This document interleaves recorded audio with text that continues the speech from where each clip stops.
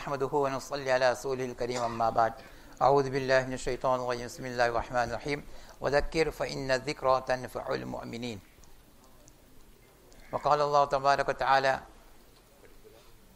جی قریب تشریف لائے جا. انشاءاللہ مختصر باتیں ہوگی تاکہ بقیہ وقت قرآن شریف کی تلاوت، ذکر، اذکار، اوراد اور اخیر میں اللہ کی طرف متوجہ ہونا، دعا کی طرف ہمیں وقت مل سکے. تو مختصر بات ہوگی، مختصر انشاءاللہ.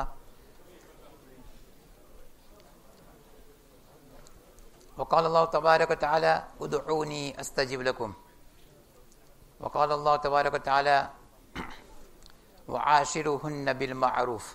صدق اللہ العظیم. میرے محترم دوستو، بزرگوں، بھائیو، دیکھو اللہ تعالیٰ جل جلالہ و من والہ نے اپنا بہت بڑا فضل، کرم، لطف، احسان فرمایا کہ اپنی زندگی کے اندر رمضان مبارک کا مہینہ عنایت فرمایا. یہ اللہ جل جلالہ کا بہت بڑا کرم ہے، بہت بڑا احسان ہے. زندگی میں رمضان مل جانا، جس رمضان کو نبی کریم صلی اللہ علیہ وسلم 2 مہینے پہلے انتظار کرتے تھے. چنانچہ رجب المرجب کا چاند دیکھ کر جو مشہور دعا ہے آپ نبی صلی اللہ علیہ وسلم فرماتے تھے اللہم بارک لنا فی رجب و شعبان و بلغنا رمضان. معلوم ہوتا ہے کہ رمضان کوئی اہم چیز ہے، اسی لیے نبی کریم صلی اللہ علیہ وسلم 2 مہینے پہلے رمضان تک پہنچنے کی دعا فرماتے تھے. تو رمضان تک ہمیں اللہ تعالیٰ نے پہنچایا. پہلا عشرہ مکمل ہو گیا، دوسرا عشرہ مکمل ہو گیا اور تیسرے عشرے کے چند دن باقی رہ گئے ہیں. یہ اللہ تعالیٰ جل جلالہ امن والہ کے جانب سے ایک معزز، ایک مکرم مہمان جو ہمارے درمیان آیا ہے، وہ اب چند دن کے بعد رخصت ہو رہا ہے. اس لیے اپنی دعاؤں میں یہ بھی اللہ تعالی شان سے کہے یا اللہ، یہ جب رمضان مبارک کا مہینہ پورا ہو، مکمل ہو، عید کا چاند نظر آ جائے اور یہ رمضان ہم سے رخصت ہو تو ہماری اللہ تعالیٰ جل شانہ کی اللہ تعالیٰ کی طرف ہماری شکایت نہ کرے کہ اللہ کس لوگوں کے درمیان تو نے مجھے بھیجا تھا، ان لوگوں نے تو میری کوئی قدر کی نہ، تراویح کو بوجھ سمجھا، رمضان اور روزے کو بھی اپنا بوجھ سمجھا انہوں نے. اور اللہ تعالیٰ جل شانہ کے سامنے اگر یہ رمضان شکایت کرے تو ہماری ہلاکت میں کیا تردد ہے. اس لیے میں دوستو اس ممبر والی حدیث کو بھی یاد کرنا چاہیے کہ رمضان مبارک کا مہینہ پاوے اور پھر بھی اس کی مغفرت نہ ہو. اس لیے اب چند دن باقی رہ گئے ہیں. اللہ تعالیٰ مجھے اور پوری امت کو اس رمضان کے قدر کی توفیق نصیب فرمائے. دیکھو اللہ تعالیٰ جل جلالہ و من والہ نے اپنے کلام مجید کے اندر انبیاء علیہ السلام کا تذکرہ فرمایا ہے. اس تذکرہ کے اندر 2 چیز مخصوص طور پر، خاص طور پر بتائی. ایک تو دعوت ہے، دعا ہے. ہر نبی کی دعوت کو اللہ تعالیٰ جل شانہ نے اپنے کلام مجید میں کھولا ہے. کس طرح انہوں نے دعوت دی. حضرت نوح علیہ السلام کی دعوت پورے ایک رکوع میں پھیلی ہوئی ہے. اس دعوت کے بعد اس انبیاء علیہ السلام نے کس طرح اللہ تعالیٰ جل شانہ سے دعا کی، التجا کی، کس طرح اللہ تعالیٰ کے سامنے اپنی حاجت کو طلب کیا، اس کو کھولا ہے. چنانچہ قرآن مجید کے اندر مختلف انبیاء علیہ السلام کی دعا کا تذکرہ ہے. اس لیے بزرگان کرام کہتے ہیں کہ جب آدمی کوئی مصیبت میں پھنسا ہوا ہو، کوئی دنیا کی اندھیری میں ہو، کوئی حالات میں ہو، تو یہ اس میں اعظم ہے جو حضرت یونس علیہ السلام کی دعا ہے. حضرت یونس علیہ السلام کی دعا ہے جب کہ مچھلی کے پیٹ میں 3 اندھیرے میں تھے، رات کا اندھیرا، سمندر کا اندھیرا اور مچھلی کے پیٹ کا اندھیرا. اس 3 ڈارکنس کے اندر اللہ تعالیٰ جل شانہ کیسے حضرت یونس علیہ السلام کی حفاظت فرمائی. لا الہ الا انت سبحانک انی کنت من الظالمین. اس کو اسم اعظم کہا ہے. اس نے اپنی دعا سے پہلے اس کو بھی پڑھ لینا چاہیے. اس اسم اعظم کے ساتھ یہ بھی کہا کہ کذالک ننجی المؤمنین. قیامت تک آنے والے میرے بندے اگر اس اسم اعظم کے ساتھ حضرت یونس علیہ السلام کی دعا کے ساتھ دعا کریں گے تو میں اس کی دعا قبول کروں گا. تو دوستو اللہ تعالیٰ نے بہت بڑا کرم فرمایا. یہ دعا یہ مخ العبادہ ہے، یہ دعا عین العبادہ ہے. دعا جیسے آدمی نماز پڑھتا ہے تو اس کو کہتے ہیں آدمی نماز میں ہے، یعنی عبادت میں ہے. ابھی ہم سب روزے سے ہیں، یعنی عبادت سے ہیں. یہ عبادت صبح صادق سے شروع ہوئی ہے اور مغرب تک رہے گی. مگر دعا کو ہم بہت کم عبادت سمجھتے ہیں، حالانکہ یہ دعا ہے، دعا یہ عبادت کا مغز ہے. دعا اللہ جل شانہ کو بہت پسند ہے اور دعا اللہ جل شانہ ہر حال میں قبول فرماتے ہیں کہ دیکھو آدمی جب دعا کرتا ہے تو 3 چیز میں سے ایک چیز اس کو ضرور ملتی ہے اللہ تعالیٰ. ایک گارنٹی حدیث ہے، صحیح حدیث ہے. ایک تو ہے کہ جو اس نے مانگا ہے اللہ تعالیٰ سے، اگر مصلحت میں ہے، اللہ جل شانہ کی حکمت میں ہے تو فوراً وہ چیز دے دیتے ہیں. یا بعد میں بھی دے دیتے ہیں اس کو. بہت تجربہ ہوا اس کا کہ اللہ جل شانہ سے کوئی چیز مانگی اور اللہ تعالیٰ عنایت فرما دی. تو اللہ تعالیٰ منہ مانگی چیز، جو چیز طلب کی اللہ تعالیٰ دے دیتے ہیں. یہ بہت بڑا اللہ تعالیٰ کا احسان ہے. اگر یہ چیز نہ ہو تو دوسری یہ چیز اللہ تعالیٰ جل شانہ اس کے بدلے میں کوئی مصیبت، پریشانی، کوئی ڈیفیکلٹیز، کوئی النس، کوئی ٹربل، کوئی ہارڈنس کوئی آنے والی ہوتی ہے تو اللہ تعالیٰ اس کو موو کر دیتے ہیں، اس کو ہٹا دیتے ہیں. ہمیں کیا پتہ ہے، کوئی چیز ہم باہر نکلے اور کار پھنس جا رہی تھی، فوراً بچ گئے. اس دعا کا ثمرہ تھا کہ دعا مانگی تھی، اللہ تعالیٰ نے بچا لی. اور کوئی ایسی چیز پیش آئی جس کی وجہ سے بلڈ ٹیسٹ لیا اور اس کے بعد اس کو آدمی کو اکٹھا کیا گیا، معلوم کون کون سی بیماری کی تجویز ہو جائے. اللہ جل شان سے دعا کی، اس دعا کی برکت سے اللہ تعالیٰ نے اس کے نتیجے میں اللہ تعالیٰ نے ساری بیماری سے حفاظت فرمائی. اس لیے اللہ تعالیٰ جل شانہ دعا کے نتیجے میں تکلیف، پریشانی اور بیماری کو ہٹا دیتے ہیں. اور تیسری چیز، اگر اللہ تعالیٰ کے اگر وہ دعا اگر قبول نہیں ہوئی تو اللہ تعالیٰ آخرت میں اس کو اس کا بدلہ دیتے ہیں. اس لیے حدیث میں آتا ہے کہ آدمی اپنی بہت ساری نیکی دیکھیں گے تو اللہ جل شانہ سے کہیں گے اللہ یہ ساری نیکی میری کہ تو نے فلاں دعا کی تھی، فلاں دعا کی تھی، فلاں دعا کی تھی، اسی دعا یاد کرائی جائے گی.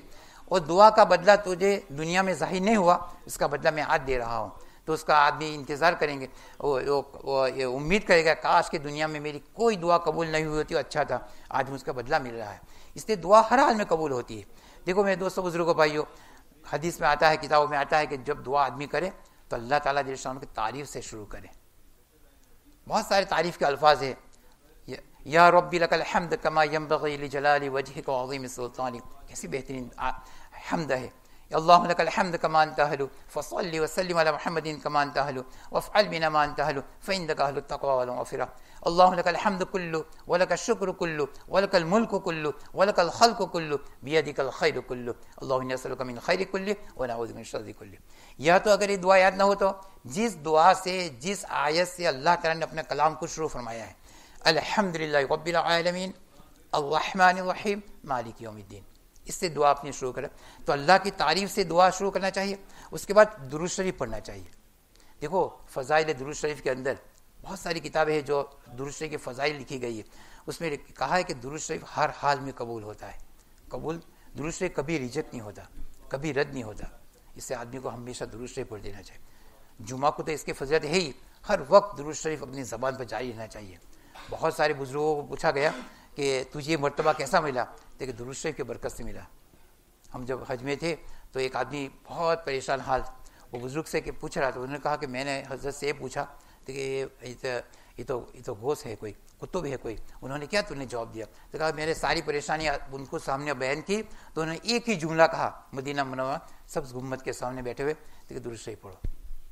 اب وہ کہتے ہیں کہ چند ہفتے کے بعد وہ آیا تو اللہ تعالیٰ نے فضل فرمایا سے میں نے اپنے ملک میں پاکستان میں فون کیا، وہ ساری جو پریشانی تھی وہ بھی حل ہو گئی، میری بھی پریشانی اللہ تعالیٰ حل کر دی. درود شریف کا نتیجہ اللہ تعالیٰ فوراً ظاہر فرماتے. تو درود شریف سے اللہ تعالیٰ کی تعریف اور درود شریف سے اپنی دعا کو شروع کرے. اور دعا جب عین ہو جائے پھر بھی ایک مرتبہ درود شریف پڑھ لے، فوراً ہاتھ نہ پھیر دے، درود شریف کے ساتھ اپنی دعا. اب ایک عجیب بات لکھتے ہیں کتابوں میں، دیکھو درود شریف ہر حال میں قبول ہے. درود شریف ہر حال میں قبول ہے. تو اللہ تعالیٰ ایسا نہیں کریں گے کہ پہلا درود قبول، آخری درود قبول، بیچ کی تیری دعا ہے نا وہ ریجیکٹ ہے. یہ اللہ نہیں کرے گا، اللہ کی شان کے خلاف ہے. اللہ بڑے کریم ہے، اللہ بڑے رحیم ہے. اللہ تعالیٰ شان ہو اس درود شریف کے برکت سے درمیانی ساری دعا بھی قبول کر دیں گے. اس سے کتنی بہترین چیز ہے. اس لیے دعا کی طرف رمضان مبارک میں جہاں اللہ تعالیٰ جل شانہ نے جس کا تذکرہ فرمایا رمضان کا، وہاں دعا کا بھی تذکرہ ہے. اس کی چند آیت کے بعد دعا کا تذکرہ ہے. معلوم ہوتا ہے کہ دعا اللہ جل شانہ یہ رمضان کے مہینے کو دعا کے ساتھ بڑا گہرا تعلق ہے. قرآن مجید کا تعلق ہے، جو قرآن مجید اسی مہینے کو اترا، اور دعا کا بھی اسی طرح تعلق ہے. اس سے آدمی کو اس مہینے میں خوب دعا کی طرف متوجہ ہونا چاہیے.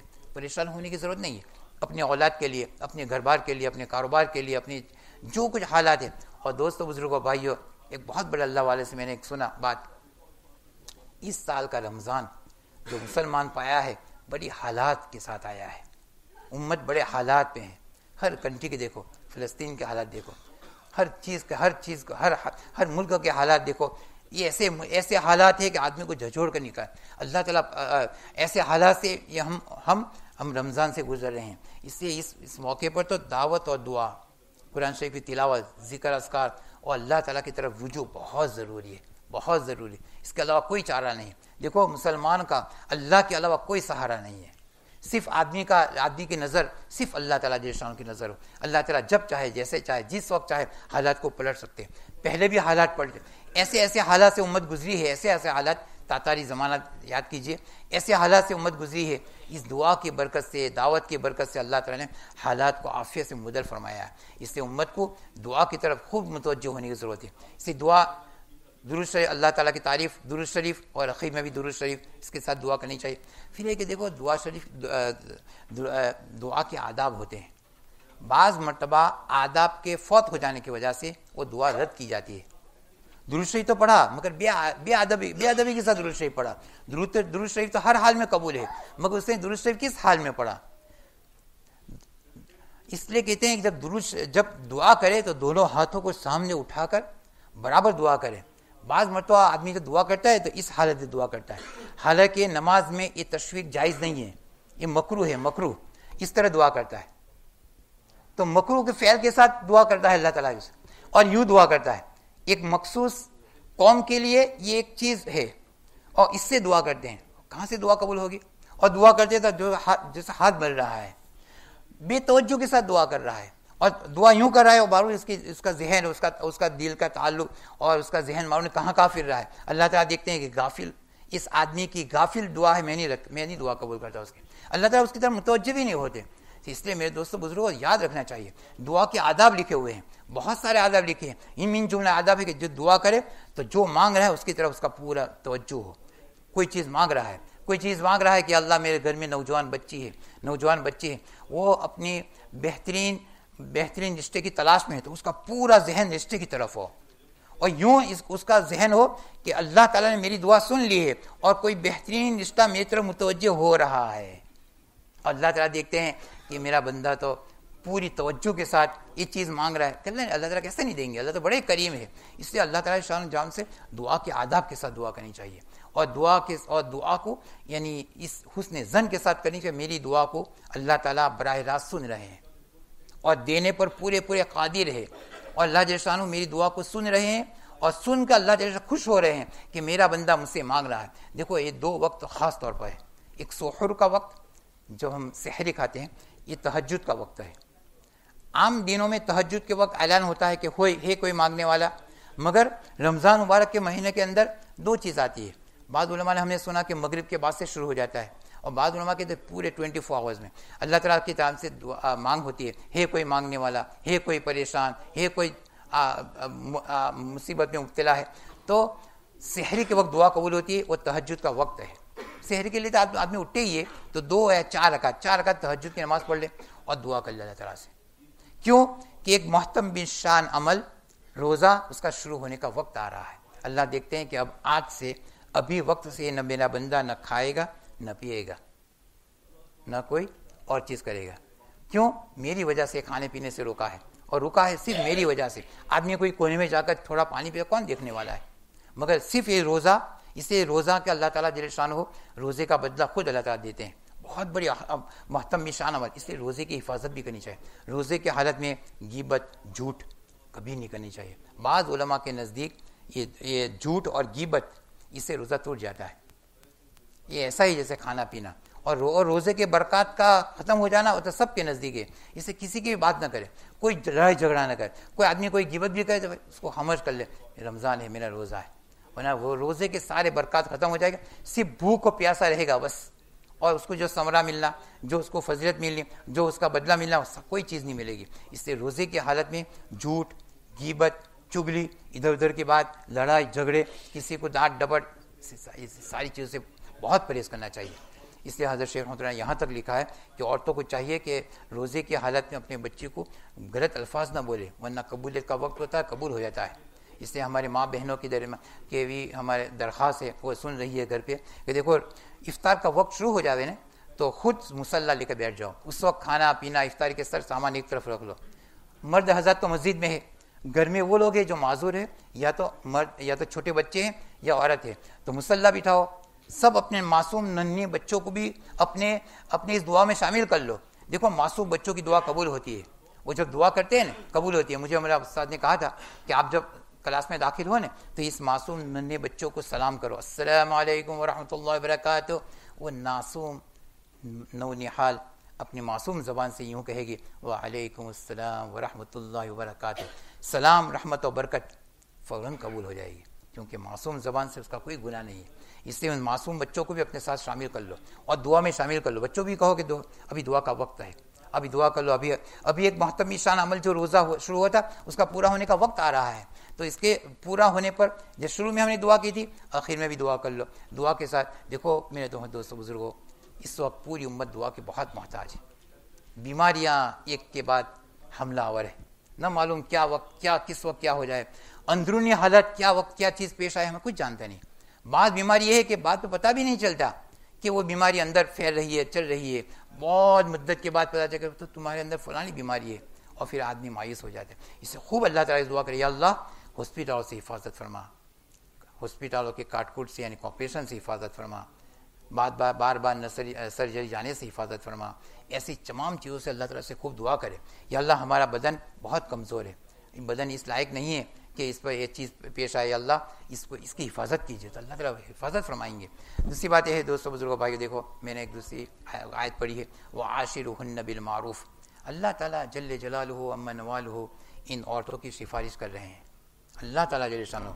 اور حجۃ میدان کے اندر نبی صلی اللہ علیہ وسلم کا آخری وقت اس وقت بھی, اور اس جو خطبہ ہے نبی صلی اللہ علیہ وسلم کا آخری اس کے اندر بھی نبی کریم صلی اللہ علیہ وسلم نے النساء عورتوں کے بارے میں فرمایا کہ عورتوں کے ساتھ حسن سلوک رکھو, اور اس کے ساتھ اپنی گڈ بیہیو, اپنے عورتوں کے ساتھ محبت کے ساتھ رہو. یہ اللہ تعالیٰ کا فرمان ہے.